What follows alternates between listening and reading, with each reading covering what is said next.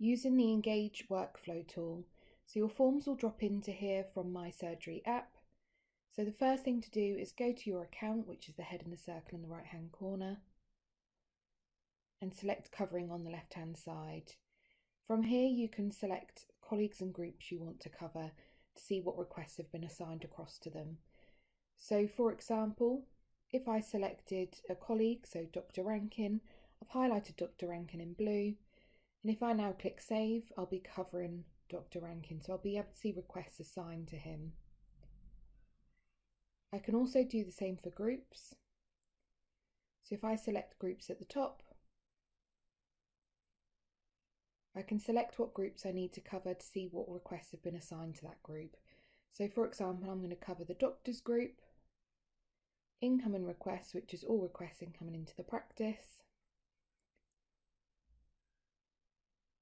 and the pharmacist group.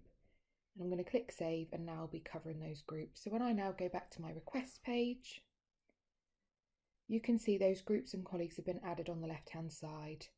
So if I just want to see the request for Dr. Rankin, I can just go in and see what requests have been assigned to him or for the doctors.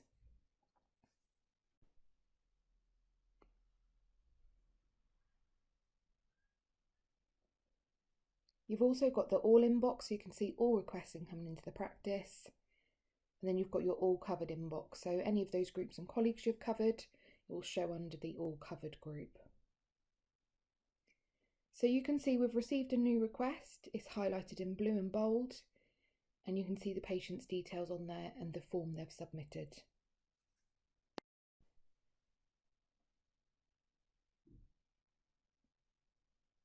So if I select that request, it will come up to link with that patient in Vision. If it can't find the patient straight away, you can select from the list from using either their last name, first name or date of birth, as you can see on my screen. So I'm just going to select my test patient in this instance. And then you select Identity Unmatched, and you can vouch for this patient. So perhaps you telephoned them to confirm their identity, you looked at information held on Vision, you can choose and then select Confirm. You can now see that that patient link has successfully been verified. So you can see on this request, you can see the patient's information at the top. You can download the request as a PDF if you needed to. If you scroll down the request, you'll see the form they have submitted, and any photos and attachments will be added there as well.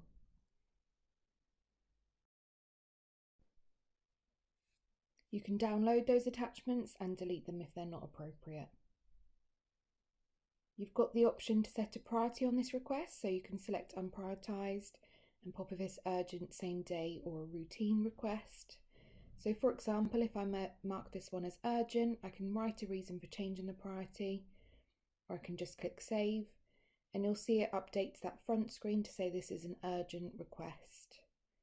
I can then click to order by priority, and that'll bring all my urgent requests up first, then my same day, then routine. So I know which requests I need to deal with first in the day.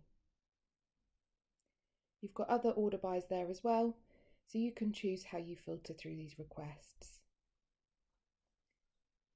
If we go back into that request, you can set a status. So if you select on the drop down, let's say we mark this one as triaged. Again, when we go back to that home screen, a symbol will be added so you know that particular request has already been triaged. You've got other options here as well, so you can mark it unread, new response, completed, and if you're waiting for the patient to respond.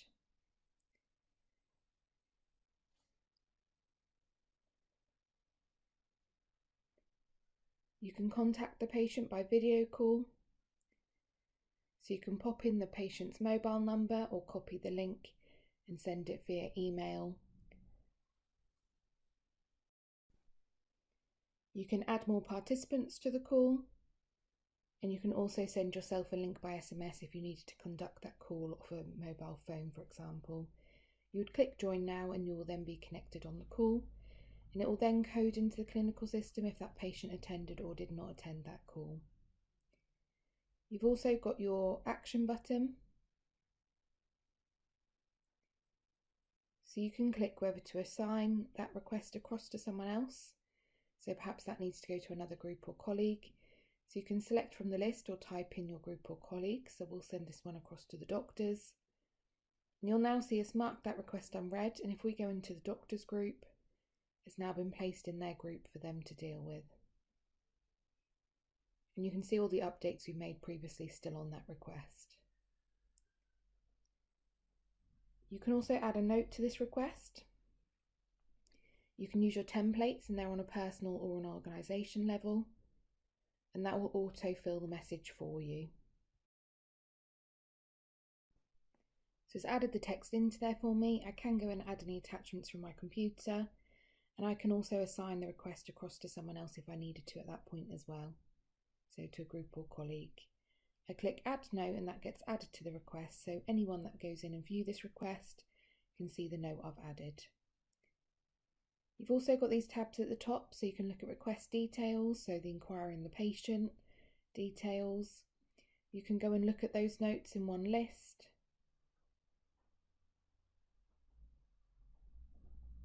You can see any attachments sent from the patient and sent to the patient. You've got your readings tab, and you've got your audit log, so anyone that does anything on this request will be logged. When you're ready to send the request to the clinical system, you can select Action, Send to Clinical. You can edit these top 3 boxes, so the heading, title and detail if you needed to. You can add a consultation method, so if that was a message face-to-face you can choose. And you can add an outcome as well to that request. You can also select if you want to upload those photos or files to the clinical system. And you can select and deselect what you want added to the clinical system. Once you're ready, you can either just send that to the clinical and leave that request open, or if it's completely finished with, you can send to clinical and complete.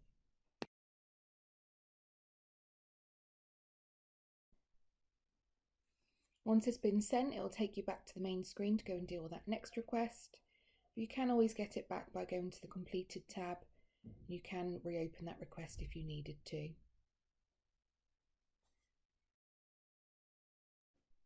Displayed on the screen is a screenshot of how it would look in the Vision clinical system, depending on how you've chose to add it. So either as structured data at the top or as a PDF at the bottom. You've also got the Patients tab at the top, so you can go in and search for a particular patient in your clinical system. You can click to find that patient, and you can see any requests or video consultations that patient have had previously. In your account, by selecting the head in the circle again, you can go and edit your message templates, so you can add personal message templates to use when adding notes. You've also got your toolbar, so if you click the 2 arrows pointing inwards, you can open up your toolbar and it will show on you on the screen if you've got any new requests come in to the groups and colleagues you've covered in the red bubble. You can also start a video call and create a request from there as well. Or you could create the request from inside the engaged client by clicking Create a Request, select if the inquirer is the patient or not, search for that particular patient,